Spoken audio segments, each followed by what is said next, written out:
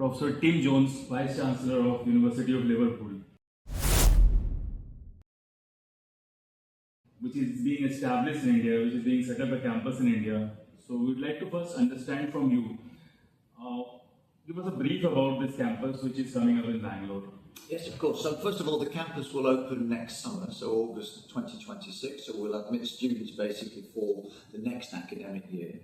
Our intention, we've chosen Bengaluru largely because it's an area where we already have a lot of interactions and collaborations in that region, so we work very closely with NIMHANS on research matters in National Institute for Mental Health and Neurosciences. We've had a 20-year partnership with them.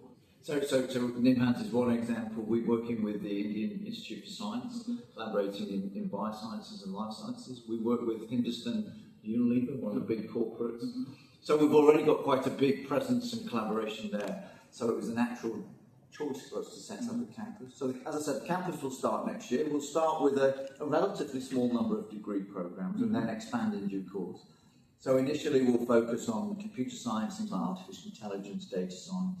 This will be postgraduate level courses or undergrad? Undergraduate and postgraduate. Okay. So it'll be a combination of the two. So things like computer science, business management, accounting and finance, biomedical sciences, games design, they will be the initial portfolio that will open next year. But as time evolves, we'll add more degree programs as the campus grows. So faculty will be coming from your main campus to teach, or you'll be recruiting people from here only in India? Both. We'll do both. So we'll have some university of our own faculty we're teaching, but actually we'll recruit more and more staff locally, and that will be the dominant staff. I think it's right that we do that. So, but we will always have some University of Liverpool staff teaching as well. And this is going to be a completely residential campus? So it depends where the students live. I mean, if they live very locally, of course, they don't need to accommodation. But yes, there will be accommodation available for students. Okay. And what will be the admission process for this? I mean, how will you admit students? Well, I mean, that's kind of the next stage, is to basically announce all the criteria and so forth. And we'll be doing that in the next few weeks and months. So obviously, people will have that knowledge so when they start to apply for next year. And fee structure are going to be similar to what Indian institutions, or it will be similar to what you have at University of Liverpool? And again, that's all got to be worked through and will be announced, but that will happen in the next few weeks and months. So how do you see many of the foreign universities are now coming to India and setting up their campuses? How do you see this as an opportunity for you?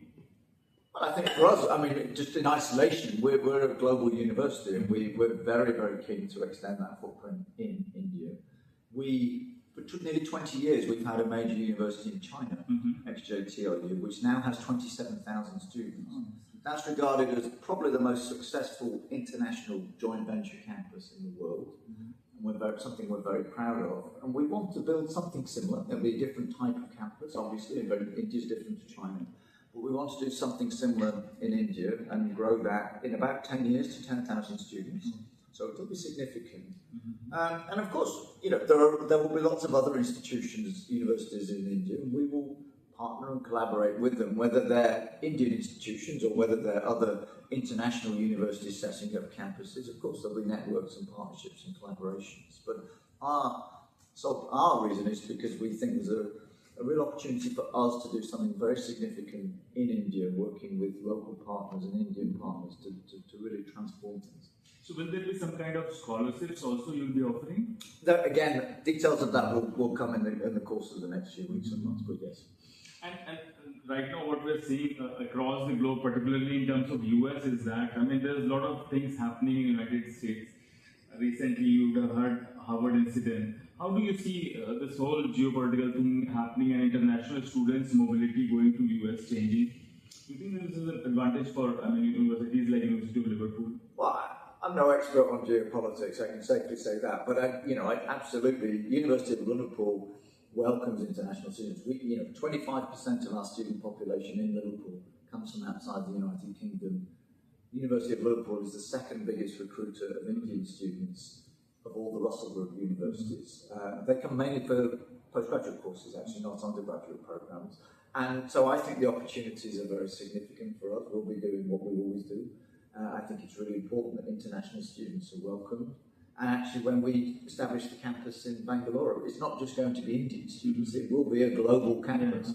So we want a whole mixture of students, because I think that creates a very rich cultural and intellectual environment, which I think makes great universities the sorts of institutions that they are actually. So this campus will not only host Indian students, but across, students can come from other parts of the Asia and other parts of the world. We're a welcome talent, right? We want the best people to come from wherever they are in the world, from whatever background, to be able to study on any of our campuses.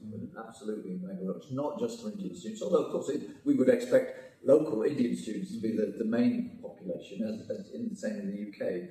UK students are the main part of the percentage of the population. Thank you very much, Professor Jones. Thank you. Thank you.